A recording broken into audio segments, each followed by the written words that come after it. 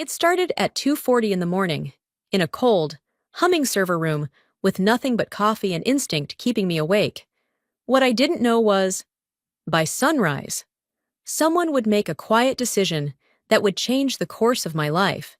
12 screens glowed in front of me, showing everything from firewall activity to live data traffic across our financial platforms. At first, everything looked fine, but then I noticed it, small, repeated signals hitting our payment verification system, not random noise. Timed, controlled, like someone gently knocking on a locked door again and again, testing the handle. I checked the firewall logs, no alerts, nothing had been flagged. That wasn't good. It meant whoever was behind this knew how to sneak under the radar, just below the thresholds that trigger warnings. I isolated the traffic and redirected it into a sandbox, a secured digital space where I could analyze without risking contamination. The source appeared to be internal, which made no sense. I traced it further. The IP address pointed to a machine labeled ARC01DBX, an internal data server that was supposed to have been permanently shut down after our last infrastructure migration. I remember signing off on its decommissioning myself, and yet, there it was. Online, active, routing traffic through a backdoor channel that shouldn't even exist anymore. My heart rate spiked. This wasn't just a breach. This was someone waking up an old system from inside the network. Someone with admin-level access and deep knowledge of our architecture. I could have triggered a full lockdown, slammed the panic button, but that would alert everyone from junior engineers to the boardroom. If I was wrong, I'd be blamed for halting millions of dollars in live transactions. So I made the call. I stayed silent.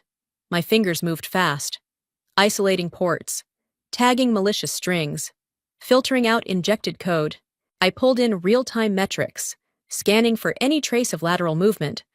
The more I dug, the more certain I became. This wasn't an external hack. It was an inside job. The server had been reactivated manually. There were no automation flags, no reboot logs, no scheduled tasks, just a sudden pulse, like it had been brought back from the dead. And I was the only one in the building who knew. By 2:54. I had neutralized the immediate threat. But the bigger problem remained. Someone inside the company had turned on a machine we buried months ago, and they had done it without leaving a trace. I didn't sleep.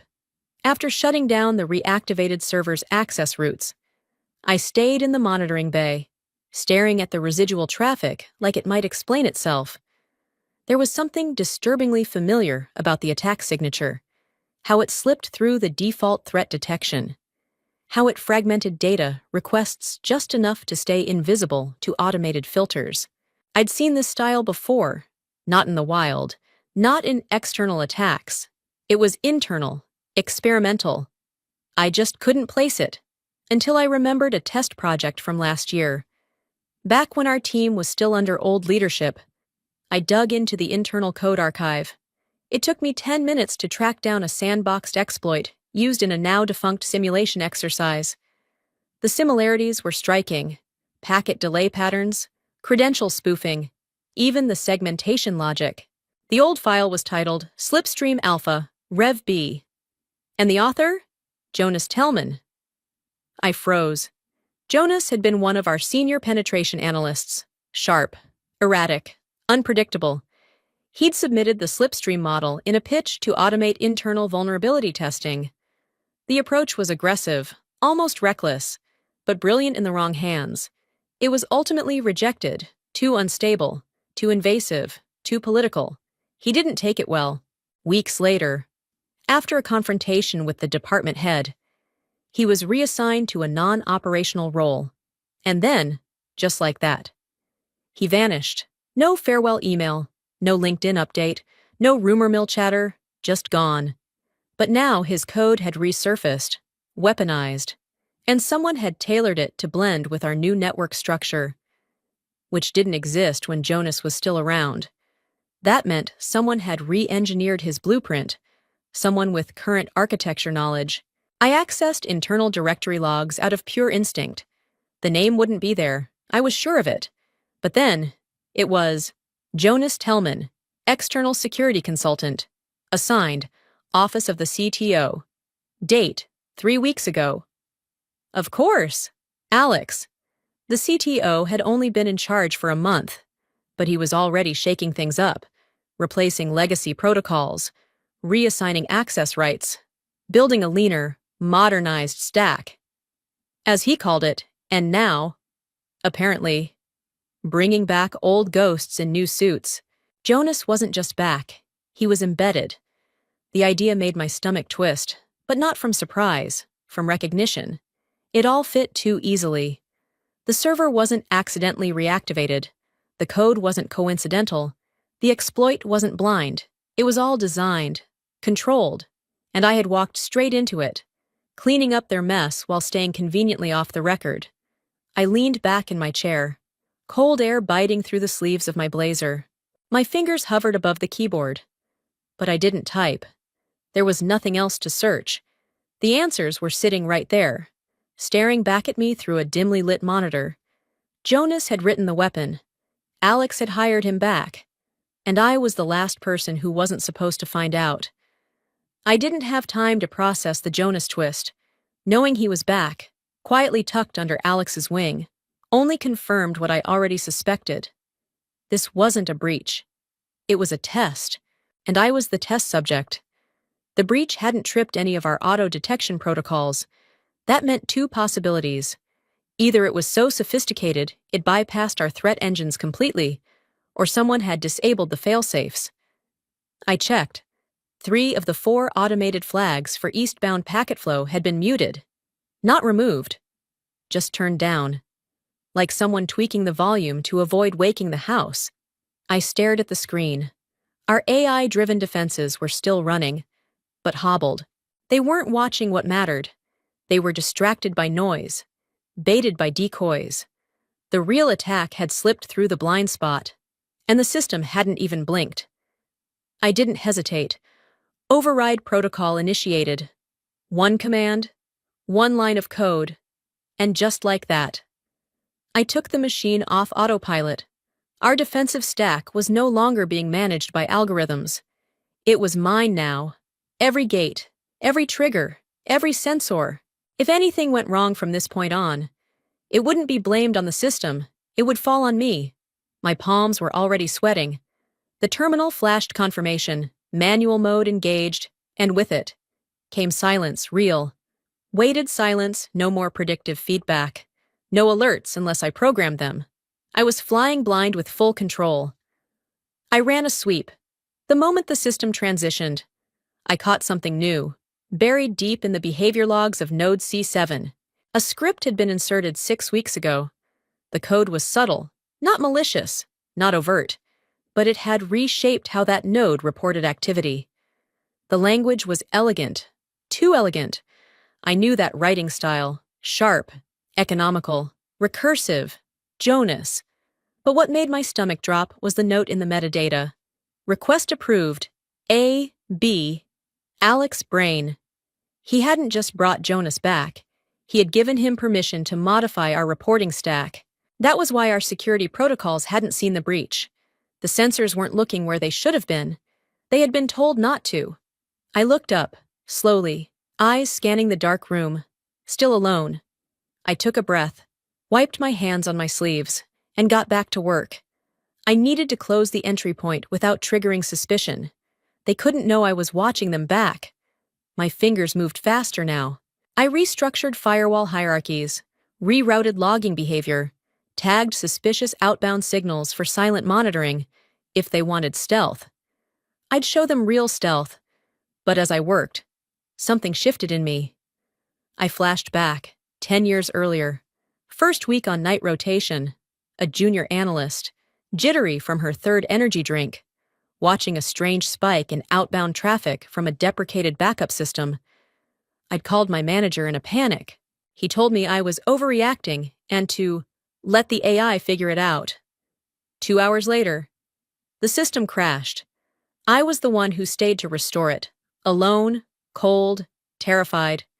That night, I learned something the textbooks never taught. Systems don't save themselves. People do. And people like Alex. They count on the system hiding what they don't want seen. My back ached. But I kept going. There was no room for fear now. Only precision. By the time the sun started hinting over the skyline, I had neutralized the rogue code, reinforced the key nodes, and created a shadow layer of system alerts, visible only to me. I didn't know who else was in on this. I didn't know how far it reached, but I knew one thing with absolute certainty. The system wasn't broken. It was blind. On purpose. By 3:03 in the morning, the breach was finally contained. I had shut down the rogue internal server, terminated the session tokens, revoked the compromised digital certificates, and re-verified all endpoint connections. The attack vector had been neutralized without touching a single external gateway. Not even our Tier 2 systems had registered a disruption. That was the point. Of course, it was designed to be invisible, but I saw it, and I stopped it. The system was safe. No data exfiltrated, no services interrupted, no clients affected. On paper, it was a perfect containment operation. And yet, I didn't feel victorious. I felt hollow. I leaned back in my chair, 12 monitors still blinking a soft green glow across the cold room.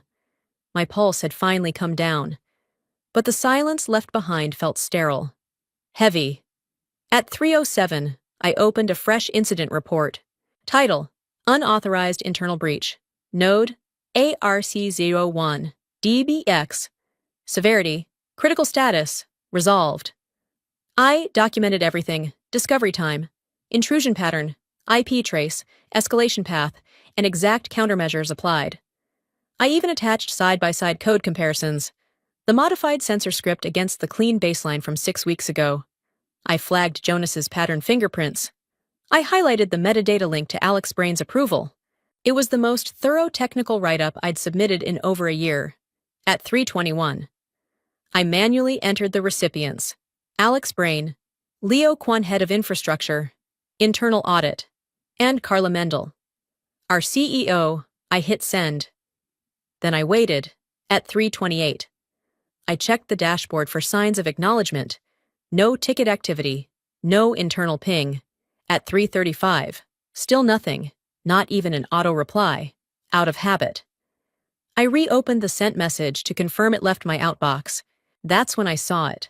Beside Carla's name: Delivery Status, Rerouted, Security Digest Queue.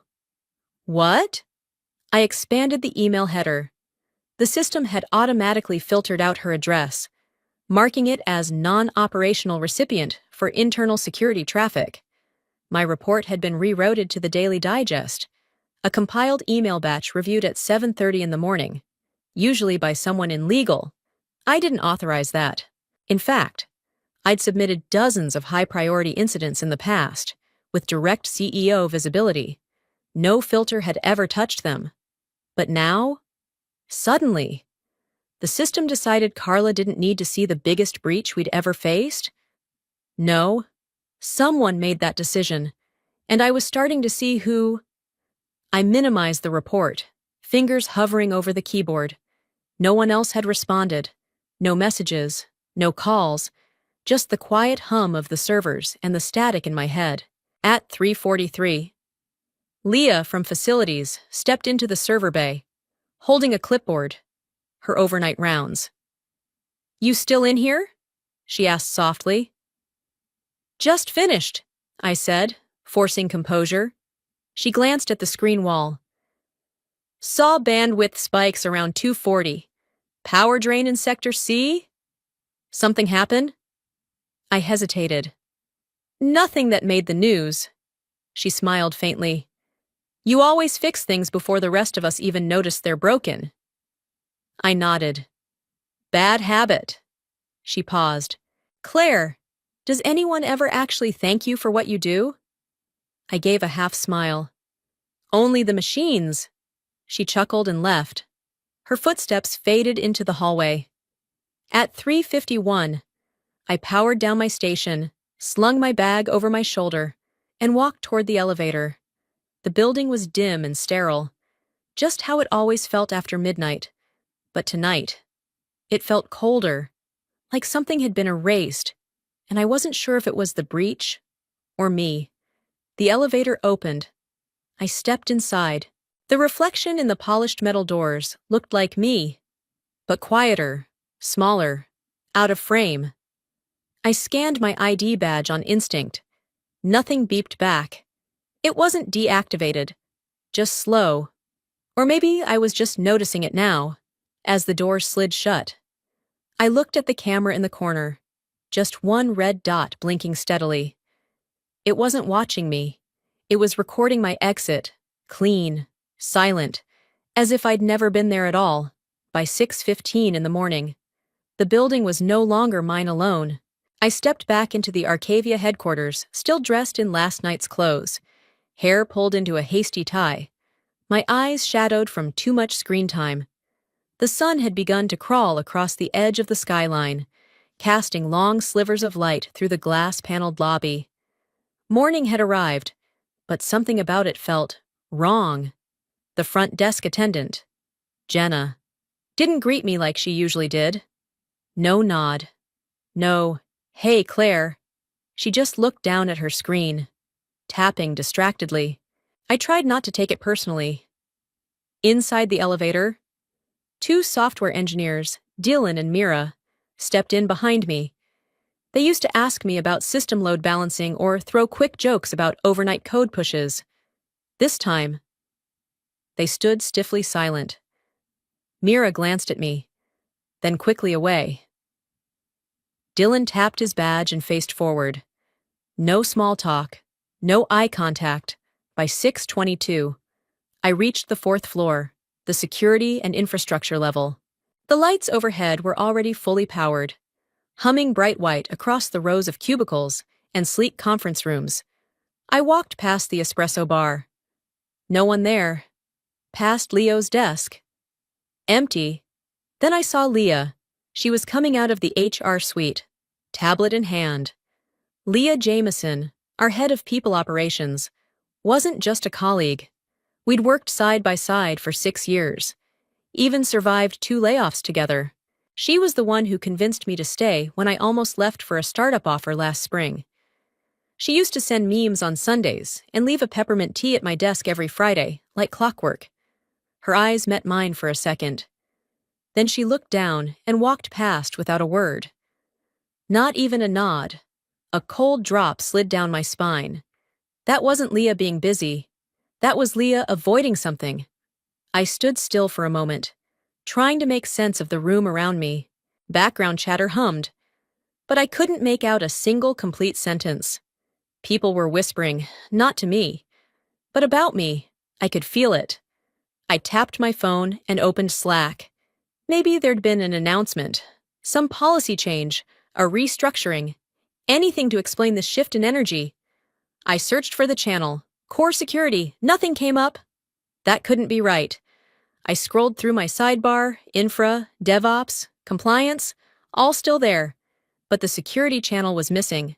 I switched to desktop view and manually entered the phrase, "Join core security." The system responded, "Channel does not exist, or you do not have permission to view it." Error, "Channel does not exist, or you do not have permission." My heart stopped for a beat. I pulled up Slack's access logs and filtered by group permissions.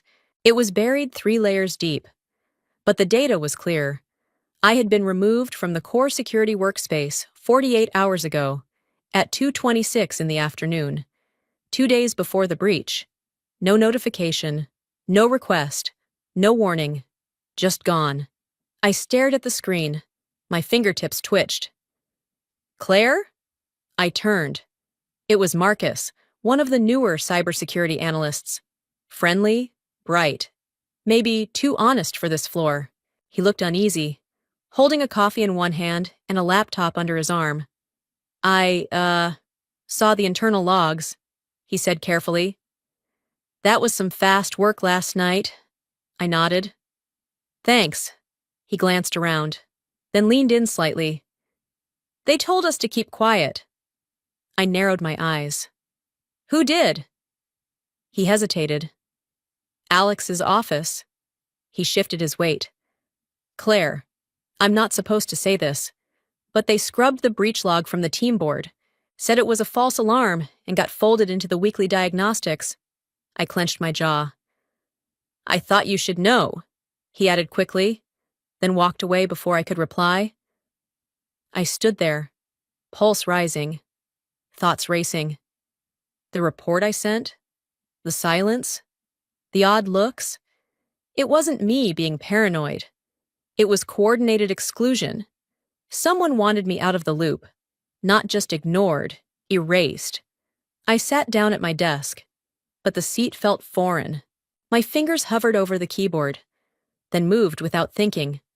I opened the old backup dashboard, the one no one used since Alex forced the migration to the new system. My access was still active there, and that meant one thing. I still had eyes in places they forgot to shut down. At 8:57 in the morning. My company badge vibrated with a calendar notification. Meeting. Alex Brain, location, executive level, 19th floor. The meeting was set for 9:00 in the morning. Exactly. There was no subject line, no assistant CC'd, just me and a meeting I hadn't asked for. I stood in front of the elevator, frozen for a breath too long, then stepped inside. The ride up felt slower than usual, too smooth, too silent. Every floor we passed hummed with life. But the 19th? That was where noise went to die. Executive quiet. When the doors slid open, Alex's assistant, Valeria, sat at the reception desk. Usually, she gave a warm nod or asked if I wanted coffee. Today, she barely looked up. He's ready for you. I knocked once. No answer. I pushed the door open. Alex Brain was standing by the window, back turned, arms folded behind him. The skyline stretched out in front of him, like some corporate empire he believed he owned. He didn't look up. Claire? He said, voice low and diplomatic. Have a seat. I didn't. He turned slowly and walked to his desk. A tan envelope sat in the center, like it had been waiting. He tapped it once with 2 fingers. We're restructuring, he said, realigning security functions to better match our future objectives. My pulse rose, slow but heavy. What does that mean exactly? I asked. It means we're moving to an external model, third-party expertise, more flexible, less overhead. He gestured toward the envelope. You'll find your exit package inside. We're offering a generous transition. I blinked. You're firing me. He smiled politely. Let's call it a realignment. No one realigns someone overnight without warning, not after they just stopped a major breach. His face didn't twitch, which was quickly resolved and overblown, according to the latest review. It didn't qualify as a reportable event. I stepped forward, heat rising behind my eyes. You buried my report. I routed it appropriately. You removed me from the core security channel. I streamlined the chain of communication. You brought Jonas back. That stopped him. For a second. He tilted his head. Claire, let's not make this emotional. I stared at him. Jonas was removed for cause. He was unstable. He proposed exploits, then tried to justify them as tests. Now you bring him back and... Alex slid a folder across the table. Jonas Tech is the firm we're partnering with. They've built an agile penetration team, modern protocols, real-time response structure. They're already under contract as of yesterday afternoon. I opened the folder. Jonas Tech LLC vendor agreement. Approved signed just yesterday at 3:17 in the afternoon. I felt my stomach turn. You signed this while I was still neutralizing the breach he helped design. Alex didn't flinch. You've done valuable work, Claire. But systems evolve. We need vendors who innovate faster, leaner, not internal friction. I picked up the envelope. It felt light. Final. Is this why no one's talking to me? I asked quietly. Why Leah won't look me in the eye. Why the breach log disappeared. He offered a placid smile. I can't speak for others. I gave 7 years to this company. And we appreciate it. No, I snapped, voice rising. You don't. You used me to fix what your vendor broke. Then you pushed me out so no one would ask why you hired him in the first place. Alex stepped back behind his desk. You're taking this too personally. I laughed once, hollow. You made it personal the second you decided silence was more valuable than the truth. He didn't answer. I turned to leave. My fingers tightened around the envelope. At the door, I paused. One last question, I said. Did you think I wouldn't find out? Or did you just think I'd leave quietly? He said nothing. I walked out. The elevator ride down was slower this time. I could feel the weight of the envelope in my hand, but it was nothing compared to the pressure building in my chest. Rage, betrayal, disbelief, but not despair, never despair, not when I still had access to the one system they forgot to revoke. I didn't go anywhere after I left the tower. No rooftop bar, no silent park bench, no long drive to clear my head. I went home.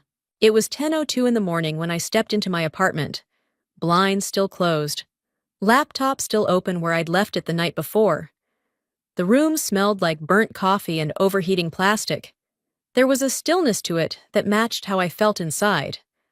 Hollow, but sharp-edged. I dropped the envelope on the kitchen counter without opening it. I didn't need to see the number. I already knew what it was worth.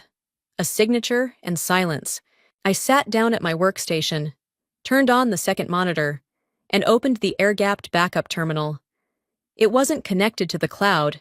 It wasn't on Arcavia's network. It was mine. The last thing they hadn't touched. My fingers moved slowly, deliberately, typing command after command, restoring the diagnostic logs from the breach window, 2:01 to 3:15 in the morning. What I found shouldn't have surprised me, but it still hurt. Exactly 21 minutes before the breach began. A security alert suppression had been triggered manually. Node, Zurich Gateway. Action, disable behavioral alerts. Type A packets. Time, 1:39 in the morning. Accessed via user profile AB.R01. The system handle assigned to Alex Brain. I stared at the string for a long time. Alex Brain. He didn't just bury the aftermath. He prepped the breach. He shut off the sensors, then waited for the chaos. And when I saved it all before it exploded, he made sure I'd disappear along with the problem. I clenched my jaw, then exhaled slowly. Not rage, not yet. I needed proof, not for them, for me. I opened a hidden directory inside the backup system, a decrypted archive I'd created a year ago when I started noticing subtle anomalies in team permissions and audit logs. It was a habit I had formed long before Alex arrived, back when trust was earned through redundancy. Within the archive was a nested folder labeled Personnel Deep. It took a moment to unpack. Inside was a PDF document with no metadata, just a flat file titled Security Restructure Proposal, V3.2, Final. The first 3 pages were high-level strategy points, budget savings, outsourcing benefits, a generic case for externalizing security roles. Page 4 started listing names. I scrolled slowly. Each name had a corresponding status. Retain, reassign, phase out. My name was listed first. Claire Kendrick. Phase out. Q2. Reason. Resistance to integration. Legacy mindset. Poor adaptability to vendor-based architecture. I read it again. Then again. Below mine were 6 others. 3 engineers, 2 analysts, 1 senior compliance officer, all marked for transition or exit. I knew these people. I'd mentored 2 of them, had lunch with another just last week. They had no idea. This wasn't about efficiency. It was a purge. I sat back in my chair, hand resting against my mouth. My chest tightened. Not from anger, but from grief. Grief for a version of the company I used to believe in. One where merit meant longevity, where loyalty didn't come with an expiration date. I picked up my phone and hovered over a text thread with Leo, but I didn't send anything. He was probably in a meeting, or worse, already in line. I flipped open my personal notebook, black leather, torn at the corner, and began writing. 10:18 in the morning. Breach initiated by internal override. Sensor suppression confirmed. Sensor suppression confirmed. Decision to terminate made prior to event. Control was never lost. It was handed over. I paused, then underlined the last sentence twice. Then I did something I hadn't done in years. I pulled a small hard drive from my desk drawer, a sealed black unit with no labels. It wasn't just backup. It was what I called the fail-safe, a full copy of Arcavia's infrastructure schema, and a legacy admin credential chain that hadn't been purged when Alex's team switched the system last quarter, because no one thought to look back far enough, because no one thought I would still be here. I connected the drive. The lights blinked blue. Everything I needed to understand the full shape of what they were doing, and undo it if I chose to, was here. I didn't know what the next move was yet, but I knew this. They had underestimated me. They thought breaking my heart would end me, but all it did was open my eyes. It was 9:02 in the evening by the time I rechecked the watchdog file. I sat by the window with the blinds halfway drawn. The orange city haze bleeding across my carpet. The air inside was still, broken only by the faint hum of my backup system's fans and the low whistle of wind between glass panels. I wasn't angry anymore. That part had burned off hours ago. Now, I was just ready. I opened the watchdog script. The code was clean, sparse, silent. It didn't shout. It waited. Built 2 years ago, back when internal threats were still rumors, and senior security engineers still had the freedom to make decisions without asking for permission. The protocol was officially called a continuity safeguard, an internal failsafe meant to ensure system integrity during account loss or unexpected role termination. But we all called it what it was: a watchdog. It monitored heartbeat signals tied to credential clusters. If a critical account was revoked outside of standard deactivation windows, the watchdog would trigger a tiered protocol chain. Tier 1. Isolate all active command modules. Tier 2. Disable financial data streaming. Tier 3. Initiate full lock containment and log archival. And below Tier 3, buried so deep most never saw it, was Tier 4. The part only I knew about. The code that sent a ping to a secondary server located halfway across the globe. A machine outside Arcavia's ecosystem, something I called Echo Root. It lived on a server stack in rural Estonia, hosted through a shadow node built years ago with help from an old colleague, Mara Lin, a former encryption specialist turned white hat consultant. Mara had once said to me over noodles in Singapore, "If you ever build a system to protect something big, make sure the lock isn't inside the vault." Echo Root wasn't just a backup, it was an archive, a memory. It held a snapshot of the entire Arcavia system as it existed before the vendor integration push. It contained permission trees, admin overrides, and the full user access log from before Alex Brain ever signed a single document. And if the watchdog fired, Echo Root would wake up. I leaned back in my chair and stared at the lines of code. The script hadn't changed. It didn't need to. It was built to be quiet, unassuming. It didn't ask questions. It only listened for one thing: whether Claire Kendrick's access was stripped without protocol. That's all. And now, I just had to wait. I let my fingers rest on the keyboard, then opened an old email chain, one from 6 months ago. It was a brief exchange between me and Mara.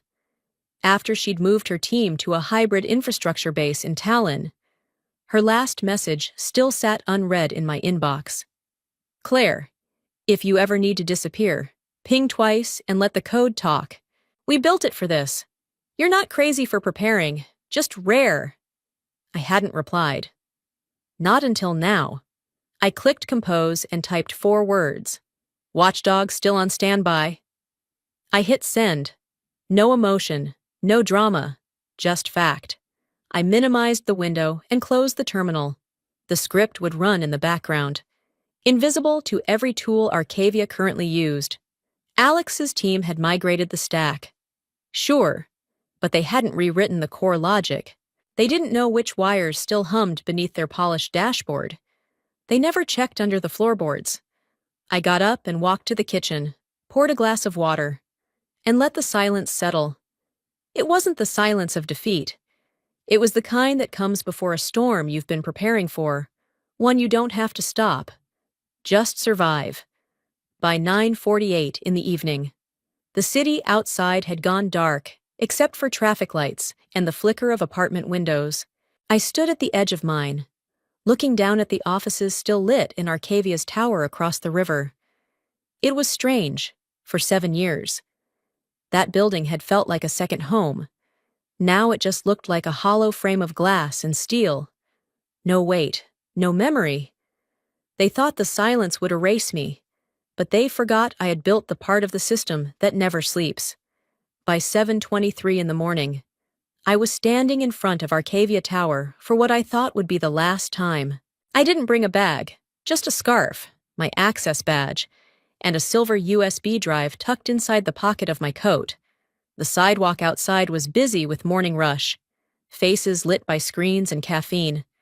No one noticed me step into the building, no different than I had hundreds of times before. Only this time, I wasn't coming to solve a crisis. I was coming to leave. The lobby was warmer than I remembered. The polished floor reflected too much light, and the walls had new branding panels, agility, trust, innovation. I almost laughed. The security guard at the front desk was new. He didn't even look up as I tapped my badge. It still worked. That told me they hadn't revoked my physical access yet, just the digital parts they thought mattered. I took the elevator to the 4th floor. The security division. The doors opened to a hallway I once called home. Everything looked exactly the same brittle fern dying in the corner, the same smudged glass wall by the whiteboard. Even the bulletin board still had my post-it note from last quarter's security audit. People are the first firewall, don't forget. No one looked up as I walked through the corridor. A few glanced, quickly turned away. Some didn't even notice. I was already a ghost. Leah came out of conference room 2 just as I passed. She stopped. We locked eyes. She didn't smile, neither did I, but she gave the faintest nod. Not approval, not apology, just recognition. I moved on. At my desk. Everything was exactly as I'd left it. Mouse pad slightly askew, notepad flipped open to half-written notes about threat modeling. My black mug with the chipped handle still sat by the monitor. Cold coffee frozen in a single brown ring. I sat for a moment. Not long. Then I pulled the silver USB from my coat pocket and placed it gently on the keyboard. It didn't look like much, but it held everything. Encrypted logs, cross-referenced timestamps, behavioral anomalies, and one auto-executing script, not malicious, just loud. If plugged into any Arcavia machine, it would open a clean, visual audit trail, no explanation, no edits, just the facts. I didn't leave a note. Anyone who found it would either understand or ignore it, and both outcomes worked in my favor. As I turned to leave, I heard fingers tapping rapidly on a keyboard down the hall. I glanced toward the open tech bay. Jonas! He didn't see me. He was hunched over Terminal 6, typing fast, switching between windows. A second monitor showed the infrastructure permissions dashboard. It looked like he was setting up a root key migration. I stepped closer. Unnoticed, he was rerouting admin privileges again, this time using a mirrored account system. A messy move if you didn't audit thoroughly. His hand hovered over the push leave command. He hesitated, toggled back to a diagnostic window, probably to verify response time. He forgot something. I saw it in the bottom corner of the screen, small, almost invisible. Internal triggers, not cleared. That meant any action he pushed, any escalation of privilege, would be mirrored into the legacy monitoring layer, the one no one had checked since migration, the one I still had access to. I smiled. It wasn't a vengeful smile. It wasn't even satisfaction. It was the smile of someone watching a chess move fall into place, not because she forced it, but because the opponent never saw the trap beneath his own strategy. I turned away, walked back down the hall. As I passed the break room, a junior engineer named Kalani looked up and gave me a small wave. She didn't know. None of them did. They were still running on the assumption that the system was watching out for them, that someone, somewhere, was still guarding the gate. Maybe that used to be me. Maybe it still was. The elevator opened silently. I stepped inside, pressed the ground floor, and exhaled. No anger, no panic, just control. As the doors closed, I thought one last time about the USB. It would sit there, untouched, until someone curious or brave plugged it in, or until the right mistake triggered its presence. Either way, it was no longer my responsibility to be loud. The code would speak for itself. At 7:01 in the morning, the system blinked. Then it went still. Claire's account, C. Kendrick, primary, was deactivated by a line of script pushed from the CTO's master override protocol. No alert, no confirmation screen. Just a silent execution command sent from Terminal 9, under admin clearance, inside the mainframe. A signal pulsed once, then split into 3 paths. The watchdog had awakened, on the 22nd floor. Jonas sipped burnt coffee, half reading a DevOps audit sheet while the infrastructure console pulsed green. He'd just finished pushing live the mirrored permission set he coded overnight, migrating root-level access from legacy users to the Jonas Tech control schema. The first blink happened on dashboard 6. Client reporting lagged by exactly 4 seconds. He didn't notice. By 7:02, the firewall validation node started to loop. That triggered the watchdog's Tier 1 protocol. The system began quietly withdrawing command layer privileges from all terminals not running verified legacy tokens. Access levels above Tier 4 were now read-only. Passwords began resetting silently in the background, randomized strings generated by the watchdog's logic core. Back on the 4th floor, Kalani, junior engineer, looked up from her screen and blinked. "Hey! Is the dev dashboard acting weird for you too?" she asked aloud. No one responded. By 7:03, the revenue reconciliation node failed to respond to 2 consecutive internal pings. That triggered Tier 2. Dashboard started going dark, first financial, then security. The error message was simple. Root mismatch. Please contact system administrator. In the boardroom on the 19th floor, a breakfast meeting was underway. CEO Carla Mendel sat at the head of the table, watching a slide on quarterly growth figures. Alex Brain stood near the screen, confident as ever, clicking through bullet points about efficiency, streamlined security, and modernization. Then Valeria, Carla's assistant, stepped into the room. She didn't knock. She looked pale. "Carla, you just got an alert on your private inbox." Carla raised an eyebrow. "What kind of alert?"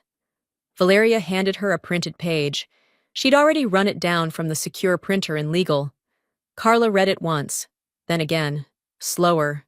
Credential mismatch. Emergency lockdown initiated by legacy script. Trigger time, 7:01 in the morning. Subject, C. Kendrick, primary, revoked. Location, Arcavia Global Core. She looked at Alex. He said nothing. By 7:04, chaos began to ripple across the building. Internal emails bounced, terminals auto-locked. 2 compliance analysts got kicked out of their audit shells mid-query. 3 account managers in the sales division were locked out of client files. One even shouted from behind the glass wall, I can't access the contract vault. Everything's grayed out. Kalani stood up and walked to Leah's desk. Hey, something's wrong with the endpoint monitor. My admin role just downgraded mid-session. Leah clicked rapidly at her own station. Mine too. And the logs. They're scrambled. Jonas, 3 floors up, finally noticed the pattern. He clicked into the monitoring panel and froze. All his permissions, revoked. Even his override tool was locked. A single blinking message sat on his screen. System integrity violation. Escalation disabled. He ran to a backup terminal. But the Watchdog's Tier 3 had already isolated all non-verified subnets. Jonas Tech's control path was gone. Alex's phone buzzed. 1 notification, then 10 more. He didn't look at Carla, didn't say a word. By 7:06, the Watchdog executed Tier 4.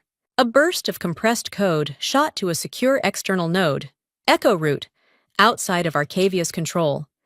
From there, a summary audit was generated and sent to the inbox of Carla Mendel under the subject line, Containment triggered, audit attached, unauthorized clearance migration detected. The report wasn't long. It was clean, time-stamped, signed with Claire's original developer key.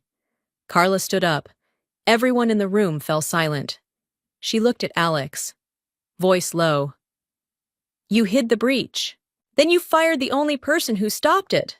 Alex opened his mouth, but no words came. Outside the boardroom, red banners began appearing on hallway monitors. Access temporarily disabled. Please wait for system revalidation. By 7:07, the entire building entered silent lockdown. No sirens, no alarms, just one phrase echoing silently in every connected system. Watchdog protocol. Complete.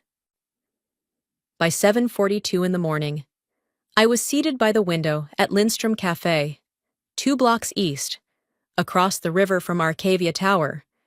The place smelled like dark roast and cinnamon, with a hint of rain clinging to the air. Outside, the city buzzed in its usual rhythm, but just across the bridge, Arcavia's glass fortress pulsed like a wounded machine. From here, it looked like any other office tower, but I could see the difference now. Inside, people moved quickly, not with purpose, with panic. I sipped slowly from a ceramic mug, black coffee, no sugar, and leaned back, my coat draped neatly on the chair behind me, scarf folded beside my laptop. The silver USB was gone. Of course! Left exactly where it needed to be. The barista, Elena, glanced at me from behind the counter. You used to work over there, right? She asked, nodding toward the tower. I did. Something's going on. Phones have been ringing nonstop since 7. She pointed at the small TV hanging in the corner. The local news ticker rolled across the bottom of the screen. Breaking Arcavia systems, hit by internal lockdown, trading platform suspended, estimated losses climbed to 71 million. I didn't blink. Another headline flashed across the screen. Sources say internal audit triggered by legacy protocol breach. A shaky video clip played briefly, dozens of people filing out of Arcavia's lobby, some on phones, others just staring at their frozen tablets. Jonas appeared for a split second in the background, arguing with a uniformed technician. Across the window, I saw Kalani near the front steps. She stood still, holding her badge in one hand and staring at the turnstile that no longer lit green. Elena turned the volume up. A reporter's voice crackled through the static. Internal watchdog protocol triggered at exactly 7:01 this morning. According to confidential sources, the identity of the original developer remains unconfirmed. I smiled behind the rim of my cup. Let it remain unconfirmed. Let them guess. I opened my laptop. Not for work, just to observe. My private dashboard loaded quickly. Clean connection.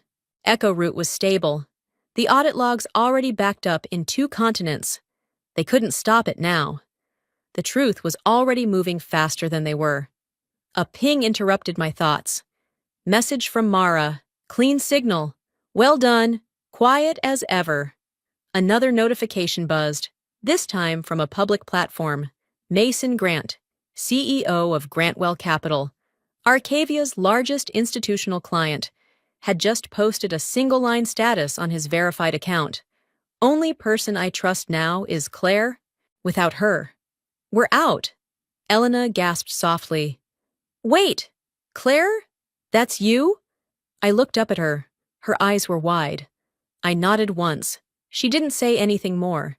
She just poured another cup of coffee and placed it on the counter beside mine. No charge, she said. By 7:53 in the morning, Carla Mendel stepped outside the Arcavia lobby. I could see her through the window, stern, unreadable. She made no statement, no press. But the way her team clustered around her said everything. She was furious, not at the collapse, at the silence that caused it. The collapse didn't scream. It didn't break glass or trip alarms. It whispered. It asked, "Why didn't you listen when it was quiet?" Behind Carla, Alex wasn't visible. I wondered if he was still upstairs, scrambling, writing apologies, or deleting things too late. The cafe stayed quiet around me. Elena returned to polishing glasses. A man at the far table typed with one hand while holding his phone in the other. Life went on, just like always, except now. I was outside the noise. I looked back once more at the tower, not with resentment, not with triumph, with clarity. I didn't break them. I just stopped holding them together. It was 9:04 in the morning when the official statement went out. Effective immediately. Alex Brain has resigned from his position as Chief Technology Officer of Arcavia Systems. Internal review ongoing. Transition support will be provided. It was clipped. Professional. Cold. But everyone understood. Behind closed doors. The board had finally reviewed the chain of failures. Jonas's ghost signatures. The suspicious log modifications. The quiet rerouting of internal alerts. And of course, Claire Kendrick's name. Threaded through every early detection layer still intact by 10:06 in the morning. Jonas Tech's office space had been cleared. Jonas himself was unreachable. His company's homepage returned a 404 error by lunch, inside the Arcavia Tower. Silence lingered like smoke after a fire. Leah didn't come in that day, but her message arrived mid-morning. "Claire, I'm sorry. I should have said something. I froze, but I read the full log. You were right." Claire sat at her desk by the window at home, the city glowing beneath clouds. Her inbox was flooded. External offers, internal apologies. One quiet inquiry from Carla's executive office asking if she would consider consulting during the restoration process. She didn't answer right away. She just clicked into the archived folder labeled Silver Drive Backup. Inside, one document. No executable files, no malware, no override commands, just a clean PDF. Title: Incident Report 3:01 in the morning, breach containment, prepared by Claire Kendrick. Attached full log chain. Unedited, the exact same report she had sent weeks ago. The one that got filtered, buried, ignored. That's what had been on the USB. No tricks, no revenge code, no destruction plan, just the truth.